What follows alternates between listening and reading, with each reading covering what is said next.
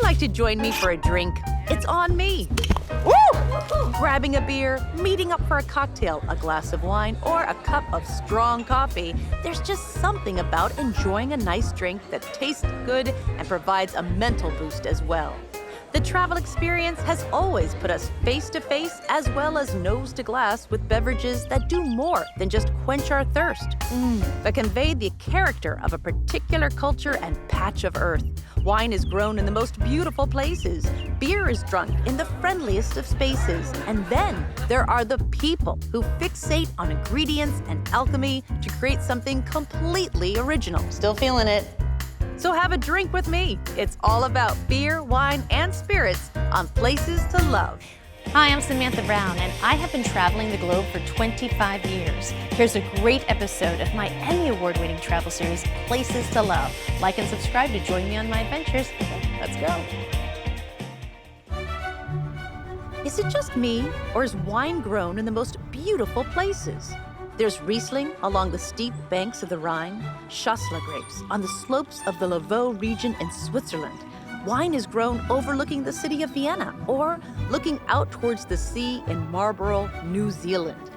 I can see why people dedicate their travel to wine-growing regions alone. And if terroir travel is what you love to do, then your experiences wouldn't be complete without a trip down under to a premier wine-growing region in Australia, the Yarra Valley. At Yering Station Winery, the first vines were planted in 1838. You know, just being here, this is my first time in the Yarra Valley, and just seeing the beauty of this land and understanding that these vines are going to produce grapes that taste of this land. I mean, that's all you ask for, right, when you're growing wine, is just the terroir. Well, it's something that makes the Yarra Valley such a wonderful wine-growing region. You've got a lot of hills, undulating hills, differing altitudes. We have continental climate influences, and we also have Mediterranean climate influences. My name's Brendan Hawker. I'm the chief winemaker here at Yering Station. It's family owned by the Rathbone family since 1996, and they have the vision of not trying to make the most wine, but just trying to focus on quality. Yering Station was the first vineyard in the state of Victoria, putting the Yarra Valley on the map as they created wines with worldwide acclaim. So, what should we start with? Okay, so we will start with our Chardonnay. I think one of the hallmarks for Yarra Valley Chardonnay is a lot of citrus fruits, lemon, grapefruit, but also that sort of pith of the citrus. Also white stone fruit, so white peach, nectarine. This is so different than a California Chardonnay. Yeah, there are a few things we do a little bit differently. So for us, contemporary Australian Chardonnay should be a bright, vibrant wine with lots of natural acidity. We avoid that buttery characters. You know, Australian Chardonnay, with a host of different regions in the country, there's quite a diverse range of styles too. But I think at the pointy end, the quality end, are definitely from cool climates, like the Yarra Valley. And I think it makes just a little bit more pristine fruit. It's higher natural acidity as well. Lovely. Lovely flavour. Pinot Noir is a notoriously fickle grape to grow, so Yering Station only makes this wine in years when the fruit is perfect. You know, being the chief winemaker at a vineyard that is well over 200 years old, you certainly want to add your own spin on things. What do you feel like you really bring to these wines? That we actually do our best not to get in the way of the fruit. So we really explore trying to find what techniques work best to help express that vineyard's true potential. Its true potential. The Shiraz, blended with a little Viognier, demonstrates Brendan's ease with letting fruit express itself. It can sometimes be a little bit thin in the mid-palate. So what we do is we co-ferment a really small percentage because we want the Viognier skins particularly. Okay. And what that does, it helps flesh out the mid-palate, and it turns the tannin from a gravelly texture into something really velvety. And it helps to lift some more of the florals in the wine as well. Wow, so the Viognier is sort of this support animal, right? It is. that really helps the Shiraz to shine. It's like the jam in the donut. The Places to Love donut special sounds great, but we're still on beer, wine, and spirits. So let's switch Victorias, shall we? Victoria, Canada is the beautiful capital city of British Columbia, located on Vancouver Island. With such a strong connection to land and sea, it is an island community with a heightened awareness and action towards living in more sustainable ways. Just outside of Victoria is Cider Farm and Ciderhouse. The farm organically grows 1,300 apple trees and 50 varieties of heirloom apples. I think cider is a reflection, first and foremost, of our agrarian history. The apples that we grow here represent varietals that have been grown for centuries, traditionally by cider makers. We've got Kingston Blacks on the one side, and you'll see that right now, they're just in their baby stage. They're babies. Yeah. If you were to bite into this, Yes. you would probably regret it. They're not ready to be picked right now. We're still a couple of months away, but they make some of the most exceptional cider around. I'm Kristen Needham. I'm a 6th generation farmer. I'm standing in my apple orchard. I'm the founder of Cider, and I get to wear the title of Cider Master. We're really close to the sea, the Salish Sea here, and that helps to moderate the weather. Okay. So we don't get extreme lows, so we're not getting freezing conditions, nor do we generally get really high temperatures. And so with that kind of more moderate climate, it means that the trees are less stressed and they can focus more on producing fruit. And that focus produces award-winning cider, including an estate cider, which is entirely grown, pressed, fermented, and bottled on property. The Ciderhouse is a perfect place to enjoy the cider, looking out over the orchard, across the Yarra Strait that flows to the Salish Sea. She drinks sea cider by the seaside. So you'll notice that, first of all, the color of the cider is this deep amber. And that's a real marker of a traditional British style of cider. Whoa. Lots of astringency. So that bracing acidity and that astringency are real markers of a traditional cider. The ruby rose starts to bring on a little more sweetness. We've started by fermenting apple cider, but then we've infused the cider, in this case, with rhubarb and rose hips. Oh, I love rhubarb. This cider is part of the Canadian Invasion series, where proceeds go to raise awareness of the dangers of invasive plants. And that's just one example of Kristen's advocacy.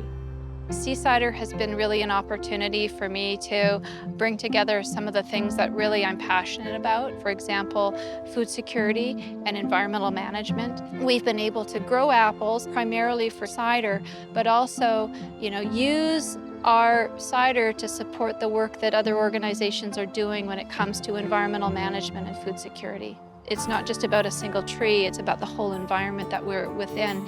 And it really speaks to not just the farm itself, but our whole community. And, we couldn't do this without the community that we live in. Cheers. Well done.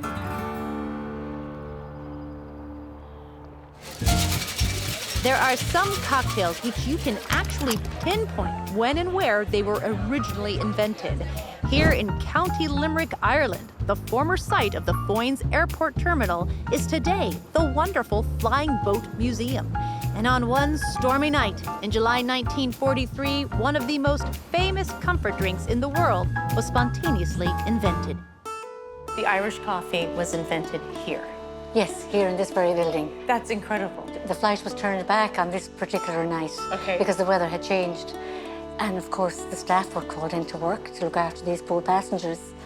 Joe Sheridan was the chef, and he decided on that particular night, really on a whim, that he'd cheer them up, and he'd warm them up, and he put a little drop of whiskey in their coffee.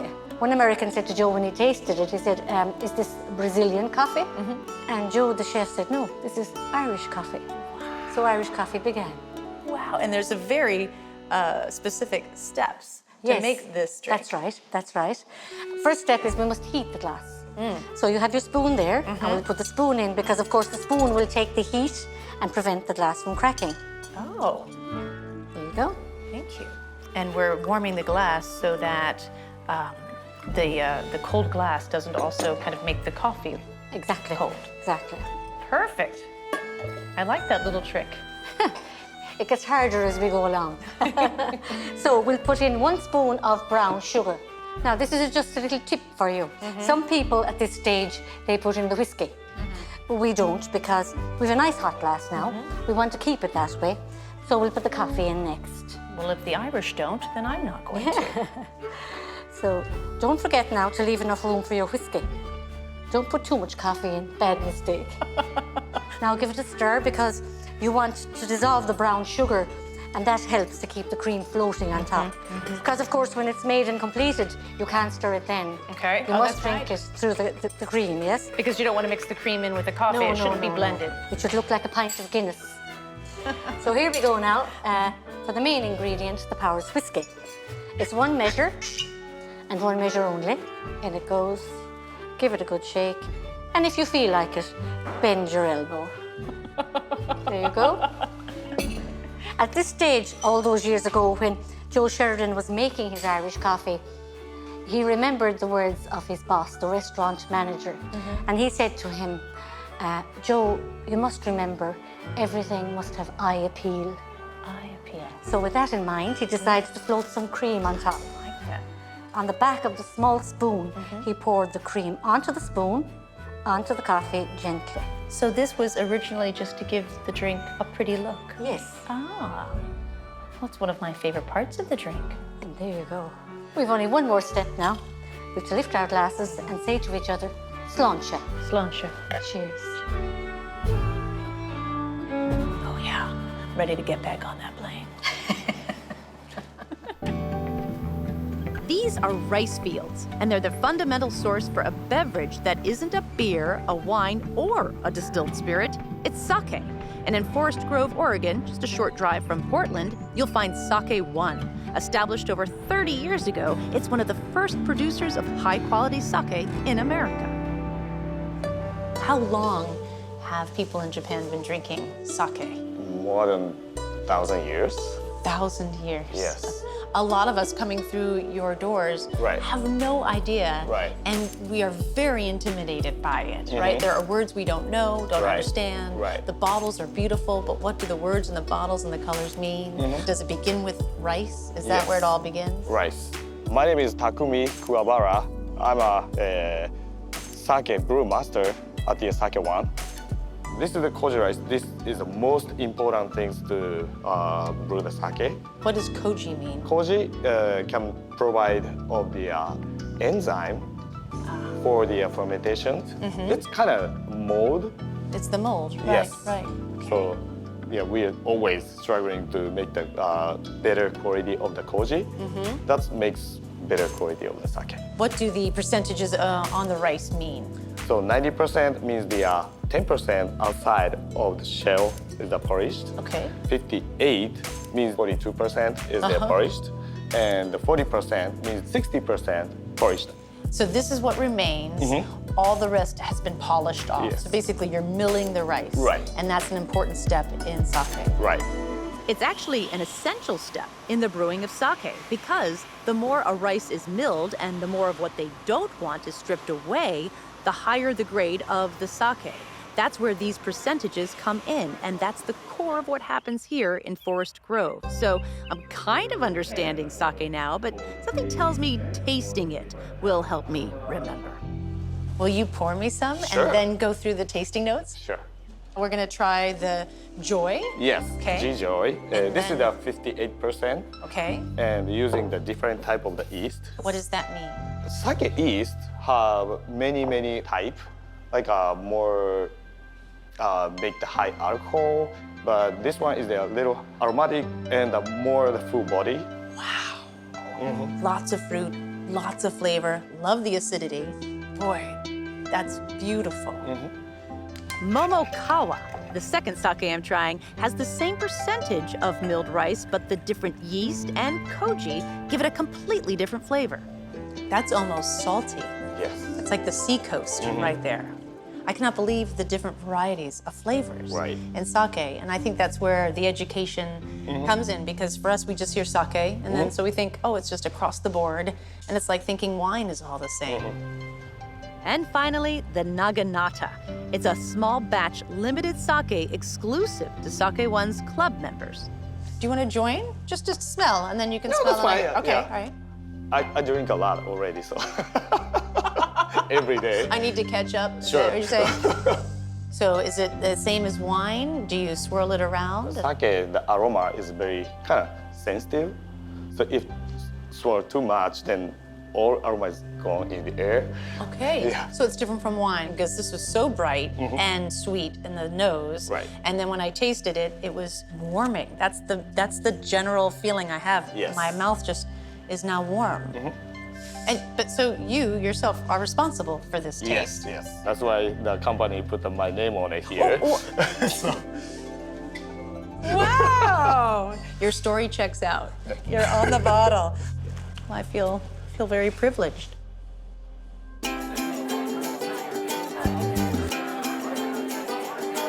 It's fair to say I've gotten to sample a lot of beers all over the world. I've been in a Donegal pub drinking what you'd expect to drink in Ireland. I've had tall, cold ones in a Texas dance hall and a converted middle school gymnasium in Alabama. I've had churro-flavored beer in Colorado Springs and Kolsch in Cologne, Germany.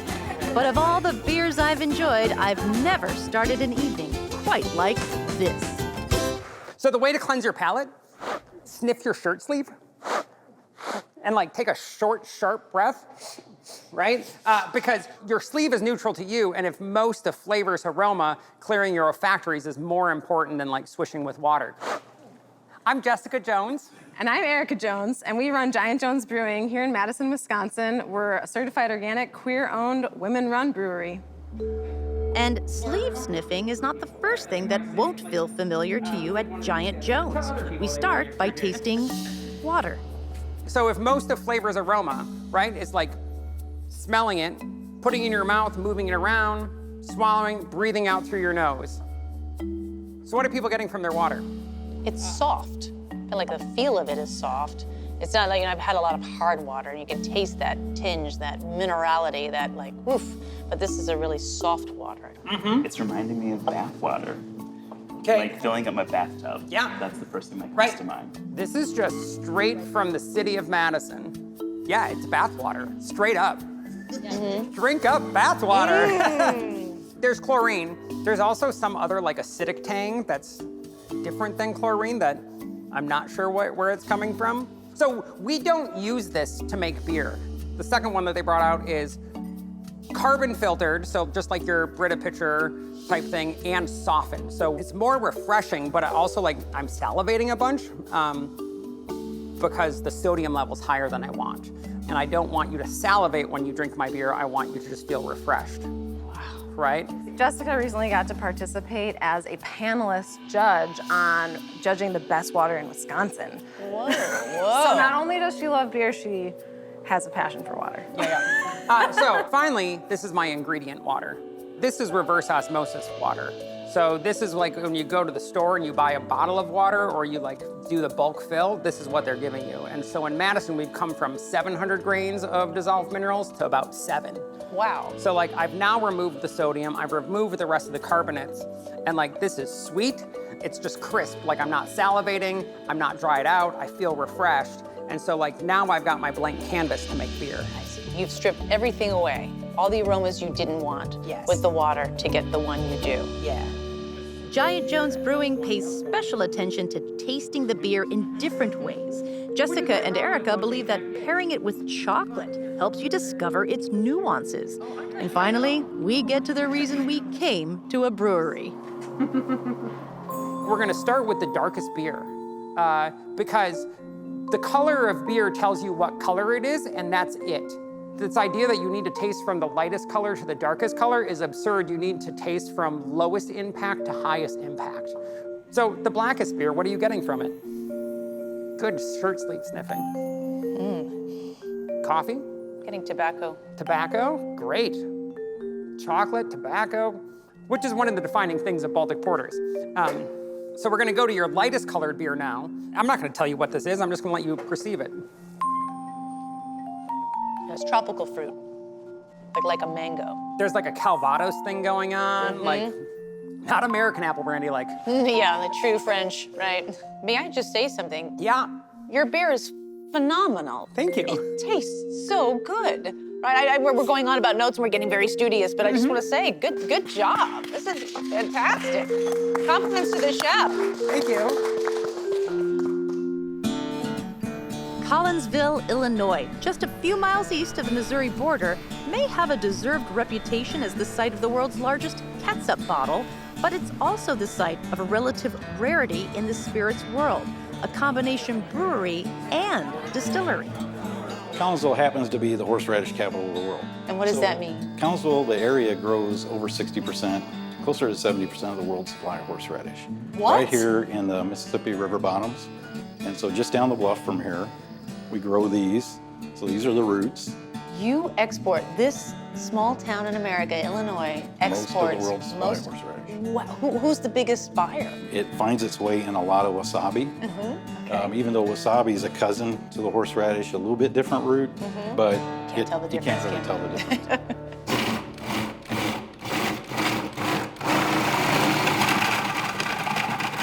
So what are you putting horseradish in? We're making horseradish spirit, which is essentially a version of vodka. We'll take this horseradish and put it right into the still. And then when we heat up the still, the vapors will mingle with the vapors of the spirit and then come out. And so we'll have the flavors of horseradish, we'll have the aromas of horseradish without a lot of that punch in the sinuses. Who thought of this? Well, you know, living here my whole adult life, figured, well, we have to make something with horseradish. It's potent. That's cured my hangover before I even had one. So just literally dump it in? Yep, just dump it in. Oh, that's fun. Is this your favorite part of the job? Oh yeah, Yeah. This is great. So the vodka is already in here. Okay. It's hot.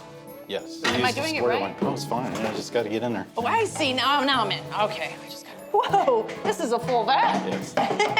It's about 250 gallons. Phew. How many bottles of vodka? We'll get about 50 to 60 gallons of spirit out of this. Okay. And there's 5. We'll get about 5 bottles per gallon. I just got drunk on the vapors. Luckily, I have a designated driver. Oh my gosh.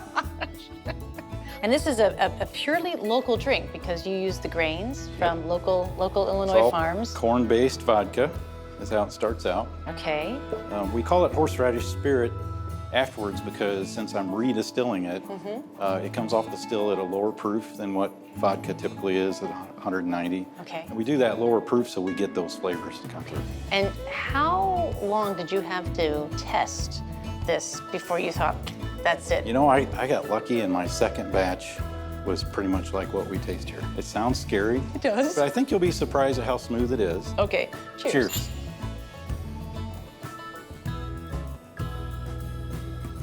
I like it. I like it a lot. Actually, ooh, that's gonna be really nice in a martini. Yeah. Ooh, go down. Oh, still feeling it.